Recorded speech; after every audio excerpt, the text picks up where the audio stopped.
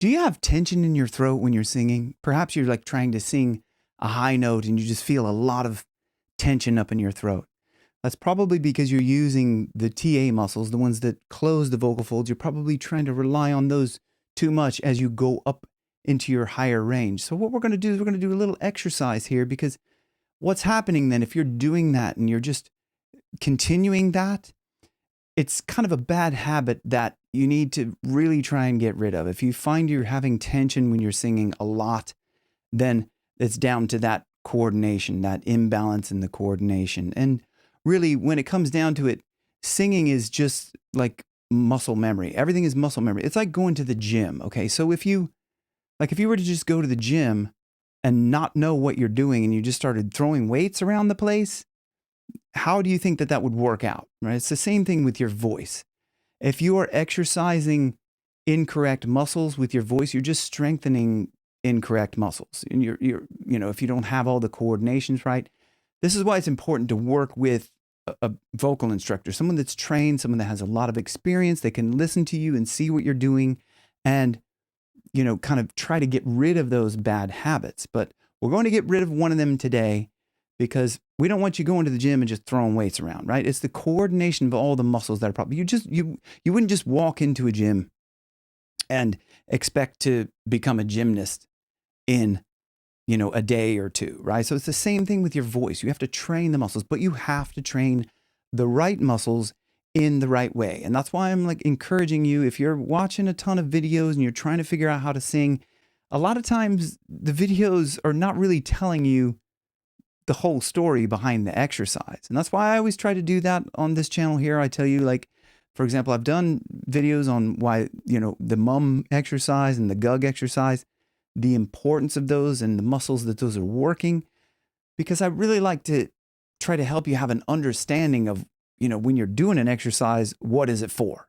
Because just doing an exercise blindly and training incorrect muscles is going to steer you down the wrong path. So what we're going to do is a very unconventional exercise.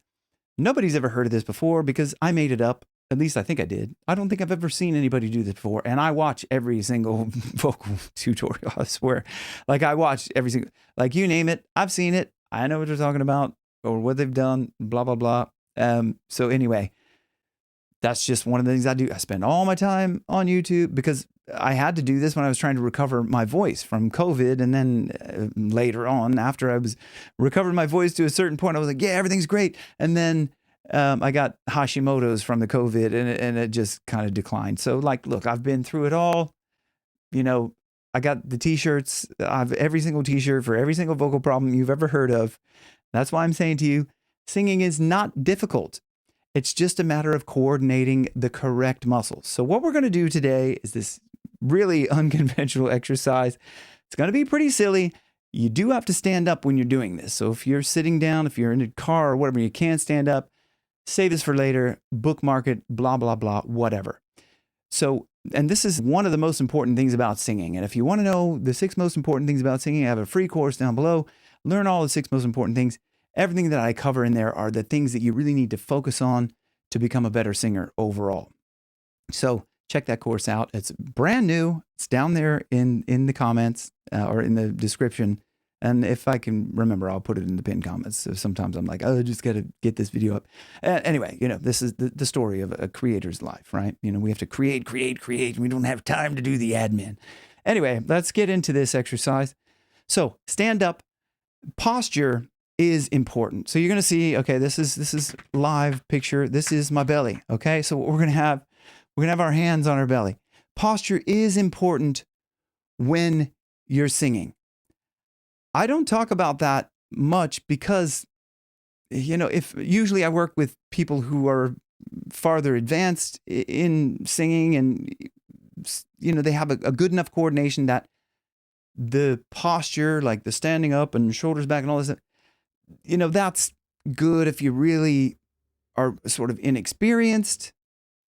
That can really be good because you don't want to be just sitting down. It's more difficult to sing when you're sitting down. You see professionals do it all the time. Guys are like, oh, I've seen Chris Cornell sit down, or like Corey Taylor sits down, play the, like those guys have been doing it for a long time. You're not them, right? So you like stand up and do this with me, okay? So what we're gonna do is I have my hands on my belly. This is my ribs here. Hopefully you can see that. Let me just move this a little bit. Okay. So there. So you can see this is where my ribs stop. So like that's up under my ribs. And you can see here, like this part of my hands is on my ribs, okay? And then these are just going to kind of push up in here. So we're going to relax. This is called the ghost exercise, okay? Like I just made it up. I don't think I've ever heard anybody talk about this at all. So like, let me know in the comments below if you've ever heard of the ghost exercise done in this way. I mean, maybe people, I don't know. But anyway, so I may stand to be corrected, but what we're going to do is we put our hands on here, and this is what we're going to do. We're going to try and make a ghost sound, just like, ooh, but we're just going to relax here. It's almost as if you're just almost kind of breathing, just, ooh, in that kind of ghosty sound. Ooh, right? Okay. It's like, ooh, that's a low larynx sound, kind of almost like a yawn, right? We've talked about this on the channel a lot, right?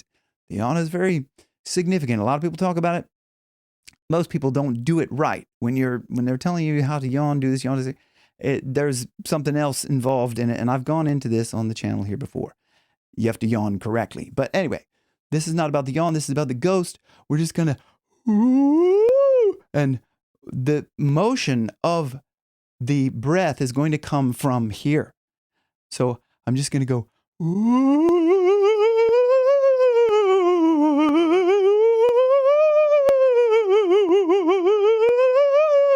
so it's just pushing up in here like this. And so this is like you can feel the support working the way it should when you're doing this. Because what are we doing? The diaphragm, you'll see this, the diaphragm is this dome-shaped muscle that sits right under there. And this is where I'm putting my hands below that diaphragm. And when I'm pushing up like this, it's pushing up against the diaphragm, and the diaphragm is going like this. So that's just to help you feel this release of the tension with that ghost. And you can see that where that sound emanates from, like the vocal folds, obviously, but that the sound will get louder because I'm pushing on this.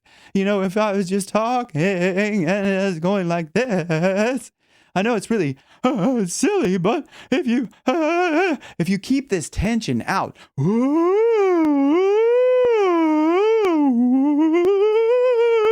and you just move the belly from here, you'll feel that that's the work that has to happen down in your support muscles, right? Okay, your abdomen, and there's a lot of other support muscles in there. I've talked about this primarily with my private students, because to explain as we're going through everything, all of the different coordinations, there's a lot of different things happening, and it's like driving a car. It's like learning to drive a car. Okay, so when you go to drive a car, right? Okay, start the car. Okay, I know how to do that. Okay, that's fine. That's easy. Start the car. Now what do we do?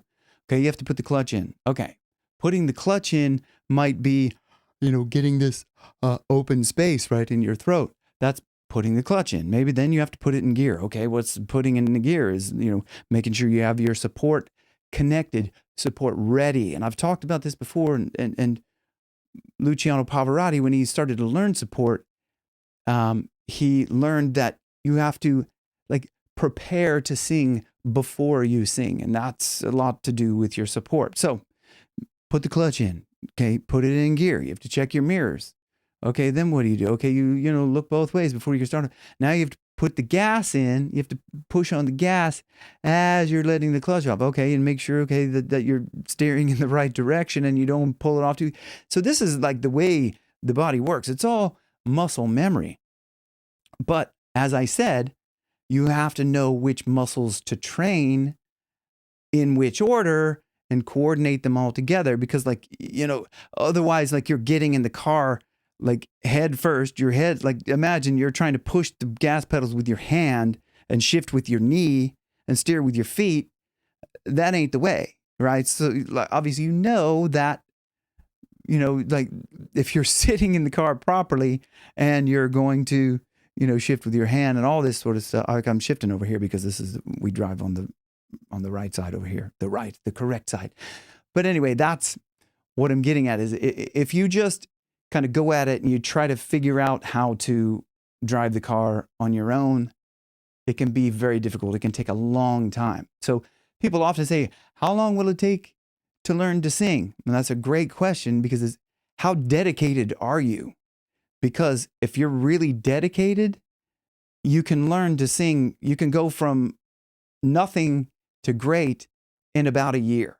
Like if you have the passion for singing and you're working with a coach that has a passion and an obsession on you singing better, like I do, like I obsess on my students' voices. Like hands down, nobody obsesses on getting results for someone else more than I do, because I've had so many issues with my own voice. So I know it's like I've obsessed on my own voice, and I'm like, okay, I'm through that now. I've gone through all that. I've figured everything out. Now let me obsess on helping somebody else, because with my age, I'm not going to be going and joining like a big band. Maybe, I don't know, like if the offer came, but I'm not going to be going and touring around the world. Not likely at my age. That's for the guys that have been, people my age that have been doing it for a long time. They're still doing it and great, but like it's to be like out there at a massive level. No, still local level. Yeah. Great. When my hip gets all sorted and I can get back to performing live in the capacity that I was before. Great. If not, I'm happy to just obsess on other people's voices and help them, because I know how much it means to other people to sing better. And I know how much it meant to me to get my voice back even better than it ever was before. So do the ghost exercise, play around with that, tension free, and standing up. Okay. So I hope this helped you. Let me know. Like and subscribe, comments down below. I really appreciate it. I always read the comments. So thanks for watching. Rock your best vocals where your best keeps getting better. See you on the next one.